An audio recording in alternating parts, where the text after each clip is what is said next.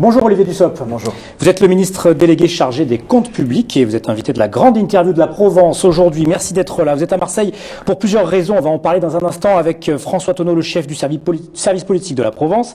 Vous êtes ardéchois. Vous avez été maire d'Annonay pendant quelques années, député de ce département. Vous avez 42 ans et pour vous situer politiquement, vous représentez plutôt l'aile gauche de la majorité présidentielle avec votre parti Territoire de Progrès. Vous venez du PS.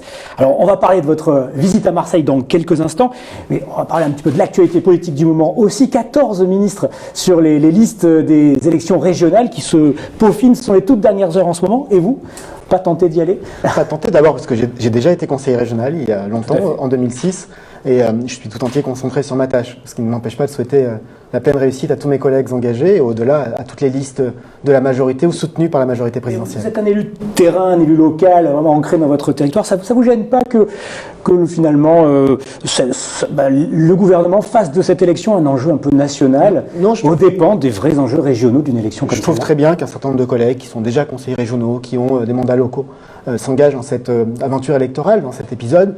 Je trouve aussi très bien que d'autres collègues qui n'ont jamais été élus, qui ont d'autres compétences, d'autres parcours, prennent une première expérience électorale. Donc c'est la démocratie et c'est bien ainsi.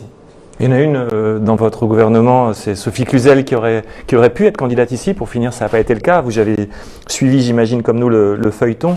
Qu'est-ce que ça vous a inspiré, cette histoire? Ça ressemble à un laboratoire politique présidentiel, non? Ce que ça m'inspire, c'est d'abord de rappeler que l'ADN de cette majorité, c'est de tout faire pour empêcher le Front National de prendre des responsabilités, parce que nous considérons que les politiques qui seraient menées sont dangereuses pour les territoires et pour la France. La décision de soutenir Renaud Muselier est la décision de la majorité présidentielle qui permet le plus efficacement possible de faire barrage au Front National. C'est la raison pour laquelle la majorité présidentielle lui apporte son soutien et a retiré sa liste. Ce n'est pas une décision facile, ce n'est pas facile pour Sophie Cluzel, ce n'est pas facile pour un certain nombre de militants de la majorité présidentielle qui viennent, comme moi, plutôt de la gauche plutôt et qui, voilà, on l'entend, étaient opposés à des personnalités comme Renaud Muselier ou Christian Estrosi. Mais c'est là qu'on voit que c'est une décision courageuse et une décision peut-être difficile mais courageuse parce que c'est la plus efficace pour battre le Front National. C'est ça ce qu'on appelle le dépassement aujourd'hui? C'est le dépassement et c'est aussi une notion première ou essentielle pour la majorité, c'est la défense de la République et la volonté de toujours garder un arc républicain dans tous les territoires et dans toutes les assemblées délibérantes. Vous qui venez de la gauche, vous auriez voté Muselier vous l'auriez fait? Je l'aurais fait et j'aurais fait bloc contre la majorité, contre le Front National, pardonnez-moi, évidemment, mais j'aurais fait ce bloc-là parce que ça me paraît le plus efficace, mais je le répète. Et je pense aux militants qui aujourd'hui sont appelés à le faire. Ce n'est pas forcément une décision facile, c'est à ça qu'on reconnaît que c'est une décision courageuse, difficile mais courageuse. Allez, parlons un peu de votre séjour marseillais aujourd'hui avec François, parce que votre déplacement comprend plusieurs volets. Oui, il y a un premier volet de ce déplacement qui concerne le plan de relance. Alors, vous venez en préfecture pour une réunion de suivi de ce plan de relance. Concrètement, ça veut dire quoi, ça? Le plan de relance, c'est d'abord 100 milliards d'euros engagés au niveau national, et c'est un plan de relance qui vient après des mesures d'urgence et même concomitamment à des mesures d'urgence. Nous avons répondu à la crise avec des mesures sociales et économiques.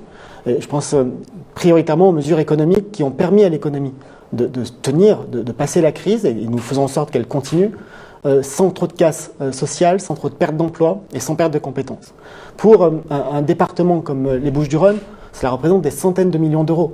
Pour les trois départements, des Bouches-du-Rhône, du Vaucluse et des Alpes de Haute-Provence, il faut avoir en tête que quand on prend les trois mesures principales, et seulement les trois principales, le chômage partiel, les exonérations de cotisations et le fonds de solidarité.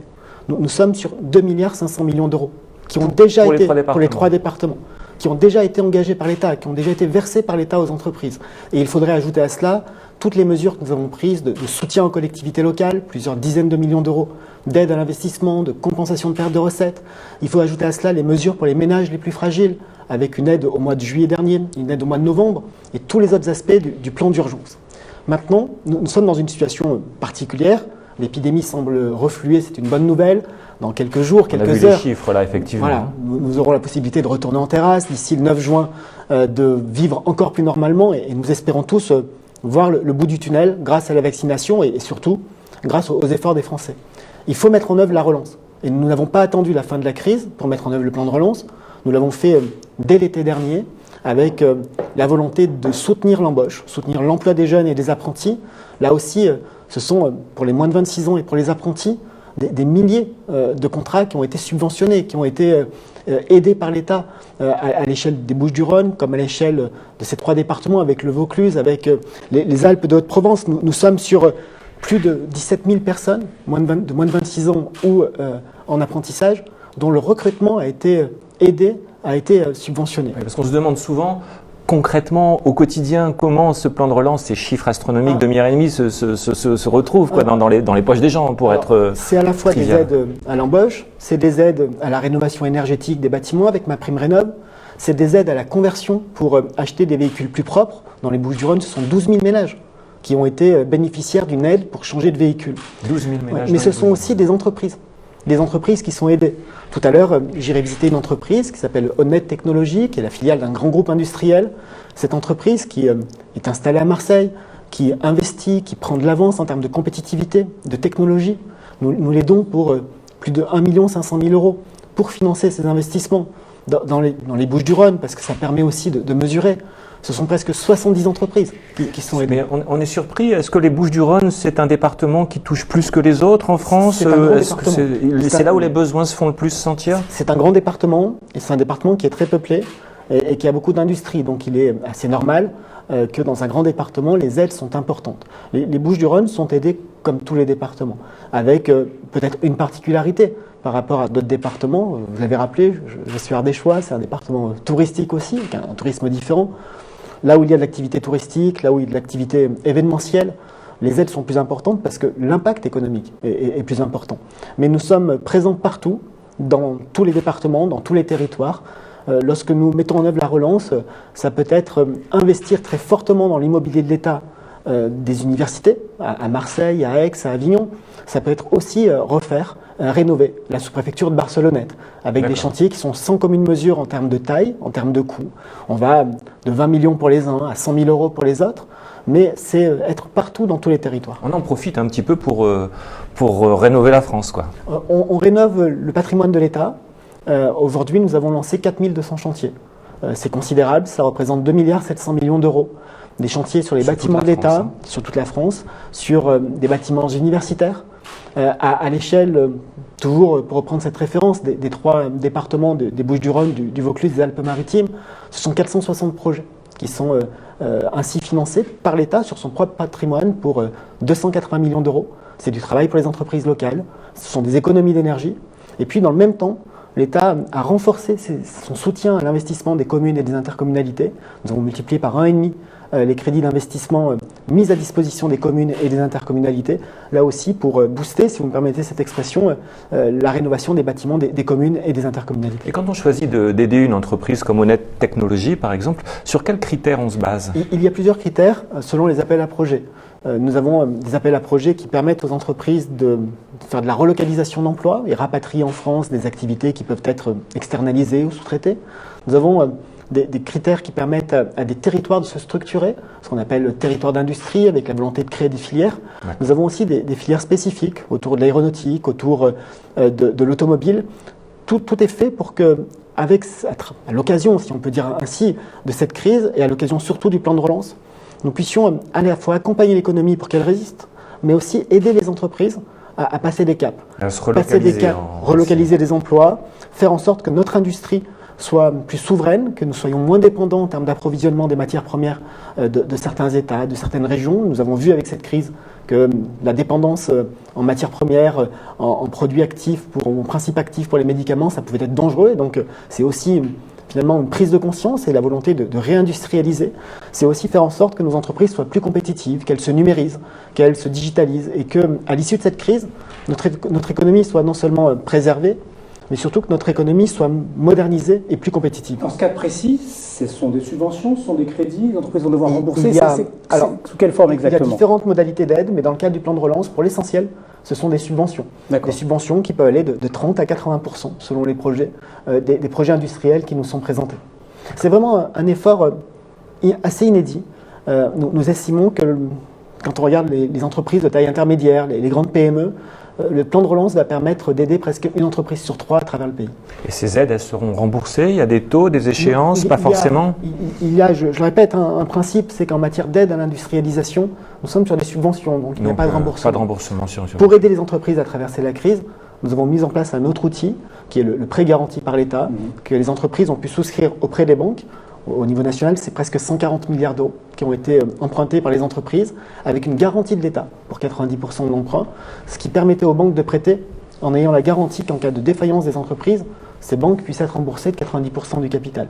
En réalité, nous pensons que l'immense majorité des entreprises est en capacité de rembourser parce que notre économie a mieux résisté à la crise. Justement, que les entreprises remboursent bel et bien ces PGE. J'ai confiance en cela et j'ai surtout confiance dans la capacité de l'économie à rebondir. Nous avons des chiffres qui sont extrêmement encourageants. Au premier trimestre de l'année 2021, nous sommes le seul pays de l'Union européenne à avoir une croissance positive, avec 0,4, 0,5%. L'Allemagne est à moins 1,7%. L'Union européenne dans son ensemble, la zone euro, est à moins 0,6%. Et au premier trimestre, nous sommes en croissance positive parce que l'économie résiste, les entreprises investissent. Le plan de relance, que l'État donne beaucoup d'argent. Le plan de relance les aide à le faire, bien sûr. Nous sommes peut-être plus qu'ailleurs d'ailleurs. Nous sommes considérés comme l'État qui a le plus aidé à la fois ses entreprises et ses habitants en matière de crise. Et j'ai bon espoir que nos objectifs de croissance en 2021 soient des objectifs qui soient tenus. Notre objectif du gouvernement est à 5% de croissance. La Commission européenne considère, ça a été annoncé la semaine dernière, qu'on pourrait être à 5,7, ce qui est plutôt encourageant et ce qui nous laisse beaucoup d'espoir sur la capacité de notre économie à rebondir, à repartir. Est-ce que vous avez déjà des retours sur investissement dans notre région, par exemple? Oui, nous avons des retours dans la mesure où, je le disais, nous avons plusieurs milliers de ménages qui ont été aidés, subventionnés pour changer de véhicule. Nous avons aussi plusieurs milliers de ménages subventionnés pour rénover leur logement. Puis nous avons ces presque 20 000 personnes dont l'embauche a été accompagnée.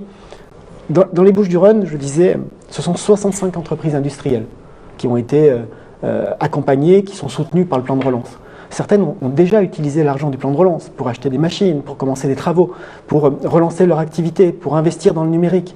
Et donc les retours sont là. Et finalement, le meilleur retour que l'on ait du plan de relance, ce sont les premiers chiffres de l'année 2021, avec une croissance bien orientée, positive, alors que partout dans la zone euro, elle est négative. Ça va être un peu l'objet aussi de ce comité de suivi ici. Malgré ça, on voit fleurir les études un petit peu partout sur le risque de faillite d'entreprise. On les chiffre à peu près à 45 000, je crois, cette année, 60 000 en 2022. Ça, c'est un critère que j'imagine vous avez pris en compte. Ce sont également vos chiffres? C'est un critère que nous avons en tête sur la question des défaillances d'entreprise, parce qu'on parle souvent de faillite, mais en fait, on parle de défaillance. C'est à la fois les redressements et les liquidations. 2019 était une année record dans la mesure où nous étions autour de 40 000. Record au niveau le plus bas, c'est-à-dire il y en avait toujours eu plus et là on était descendu à 40 000. En 2020, il y en a eu très peu parce que les aides apportées par l'État ont tenu à flot. Il y a eu moins de défaillances que l'État. En 2020, ça peut paraître un peu paradoxal avec la crise, mais parce que l'État a apporté beaucoup d'aides aux entreprises et que certaines entreprises qui auraient peut-être disparu en temps normal, parce que c'est la vie économique, ont été maintenues à flot par les aides liées à la crise du Covid. Donc peut-être qu'il y aura un effet de rattrapage. Nous ne sommes pas excessivement inquiets, nous verrons ce qu'il en est. Nous savons que l'effet de rattrapage concernera essentiellement des entreprises dont la vie économique aurait dû s'arrêter s'il n'y avait pas eu cette crise sanitaire, s'il n'y avait pas eu les aides de l'État. Pour toutes les entreprises qui sont viables, c'est-à-dire celles qui ont une activité, celles qui ne sont pas ce qu'on appelle parfois des entreprises zombies, mais qui ont simplement des problèmes de trésorerie, des problèmes de financement. Nous travaillons actuellement avec Bruno Le Maire en vue du prochain projet de loi de finances rectificatif, voir quels sont les dispositifs que nous pouvons mettre en place, à la fois ceux qui existent et qui doivent être renforcés, peut-être de nouveaux, pour faire en sorte que les entreprises viables soient accompagnées. C'est par exemple aussi ce qui nous amène à faire extrêmement attention à la manière dont on sort de la crise. Le Fonds de solidarité est un outil absolument majeur pour tenir l'économie à flot. Sur les 3 départements que nous avons évoqués, ce sont 120 000 entreprises qui ont été accompagnées. Cela représente plus d'1 milliard d'euros d'aide de l'État à 120 000 entreprises au titre du Fonds de solidarité. Aujourd'hui, nous sommes en réouverture. Dans quelques jours, les commerces vont pouvoir à nouveau ouvrir, les restaurants et les bars vont pouvoir ouvrir leurs terrasses. Nous avons décidé de maintenir les aides au mois de mai, intégralement. Et ensuite, en juin, juillet et en août, nous les maintenons, mais avec un caractère dégressif. pourquoi est-ce que nous faisons Par ça? rapport au chiffre d'affaires Alors, comparé à celui de 2019, c'est ça, avec un delta? En mai, nous ne changeons rien, mais après, nous sommes en diminution progressive, 20%. voilà, de manière à éviter les sorties brutales. Et évidemment, nous allons traiter différemment les secteurs qui auront des contraintes, je pense aux restaurants avec des jauges limitées, l'événementiel, et les secteurs totalement ouverts. Et donc, nous ferons extrêmement attention, secteur par secteur, à une sortie très progressive du régime d'aide. Pourquoi est-ce que nous sortons progressivement? Justement pour éviter que des entreprises, parfois des petits commerces, des petits restaurants, des cafés, aient des problèmes de trésorerie. Nous allons même plus loin. Et paru hier au journal officiel un décret qui est un décret important, qui va permettre à un grand nombre de commerces, notamment les commerces qui ont des stocks, des saisons, les commerces de vêtements, les commerces de chaussures, de maroquinerie, de percevoir à la fin du mois une aide au stock. Parce que nous savons que ceux qui ont été fermés en novembre par le confinement et le couvre-feu, et qui ont été à nouveau fermés en avril, ont des problèmes de surstock, ont des problèmes de dépréciation de leur stock, et donc nous leur versons une aide au stock pour leur permettre de faire face aux charges que représente un renouvellement de stock quand on n'a pas pu vendre aussi bien et autant que d'habitude. Cette aide sera versée entre le 25 et le 30 mai. Tout ça est fait pour accompagner la reprise et faire en sorte que ces entreprises qui ont une activité, qui doivent résister, qui doivent survivre à la crise, soient accompagnées jusqu'au bout. Et jusqu'au bout, c'est même un peu après, pour leur permettre une reprise progressive. Et l'après, c'est peut-être aussi de nouvelles mesures. Est-ce que vous pensez déjà à d'autres plans de relance?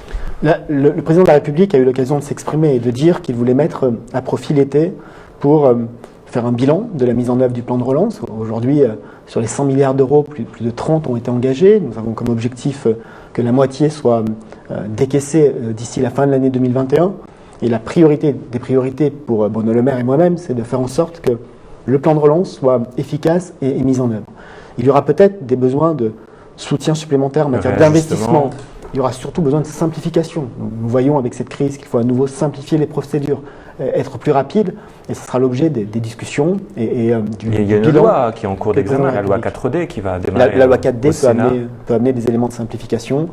Nous aurons aussi un projet de loi de finances rectificatif dans quelques semaines, qui va permettre de demander au Parlement d'inscrire à nouveau des crédits pour aider l'économie, financer des mesures d'urgence. Mais ça va aussi nous permettre, par exemple, de prolonger la durée pendant laquelle les entreprises peuvent souscrire des prêts garantis par l'État. Ça devait s'arrêter le 30 juin, nous le prolongeons jusqu'au 31 décembre. Nous allons aussi autoriser pour la 3e année consécutive les entreprises qui le souhaitent et qui le peuvent à verser une prime qu'on appelle parfois la prime Macron du nom du président de la République, cette fois-ci en l'autorisant de manière défiscalisée, exonérée de cotisations sociales, pour les salariés gagnant jusqu'à 3 SMIC. D'accord. Et on enchaîne sur les autres aspects de votre visite. On a compris, oui. Donc, sortie très progressive de la crise. Mais vous venez pas que pour ça, voilà. Marseille.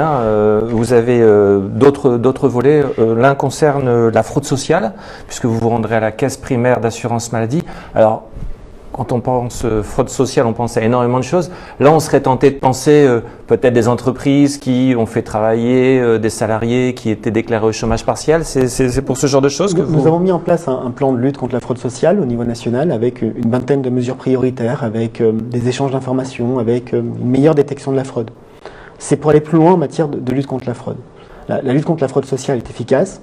En 10 ans, le nombre de cas de fraude détectés a été multiplié par 3. Et donc, ça veut dire que nous sommes plus efficaces et les différentes caisses sociales, la caisse d'assurance maladie, la caisse d'allocation familiale, mobilisent plus de 4000 personnes. C'est la fraude des particuliers ou des entreprises dont on parle là? C'est à ça que je veux en venir. Je ne distingue pas nécessairement la fraude des particuliers des entreprises. Je distingue la fraude aux prestations et la fraude aux cotisations.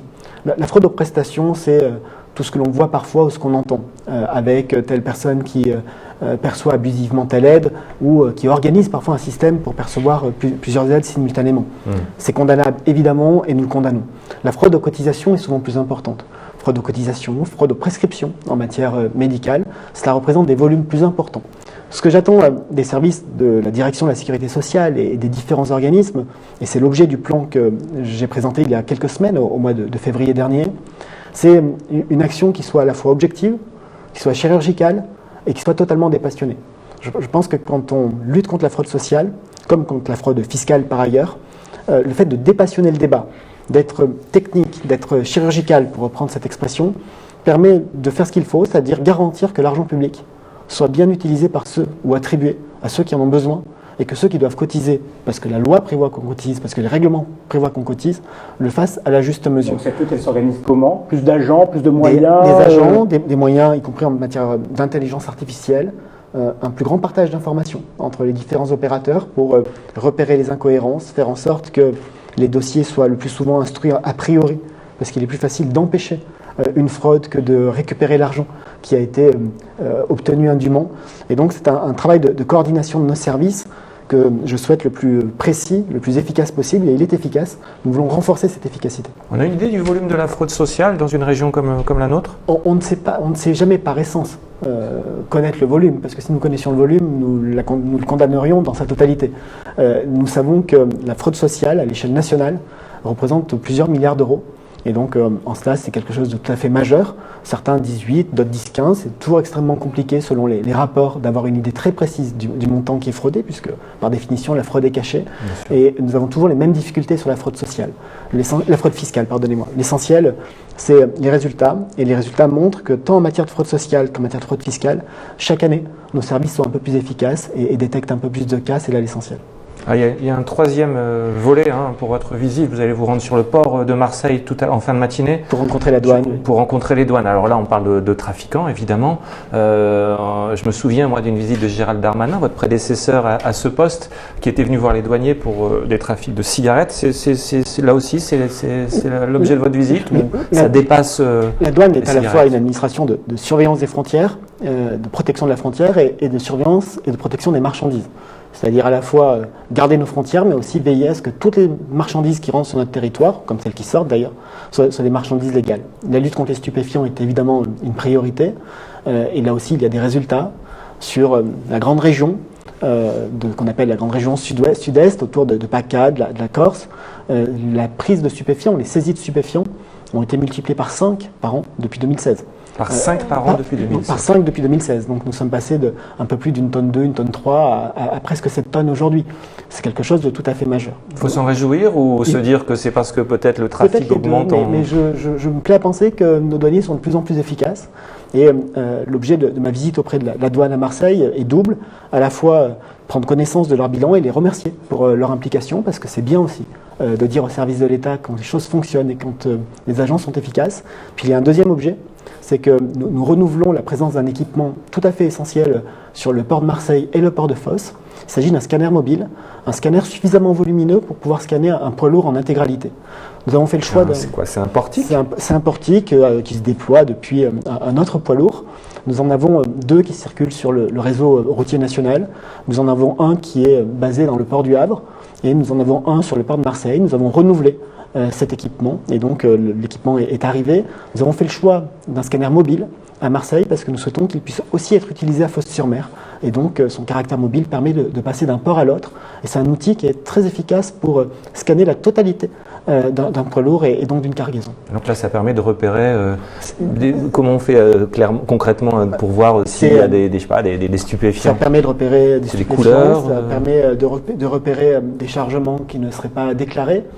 Il y a un système de scanner et de rayons, puis il y a quelque chose d'absolument incontournable et que ni vous ni moi n'avons, c'est l'œil du douanier, avec cette capacité, cette habitude à lire les images et à repérer soit des masses étonnantes, soit des couches très fines qui signifient la présence par exemple de cigarettes de contrebande. Merci Olivier Dussopt, vous êtes le ministre délégué chargé des comptes publics. Vous étiez l'invité ce matin de la grande interview de la Provence. On vous souhaite une bonne journée à Marseille. Merci à vous. Merci.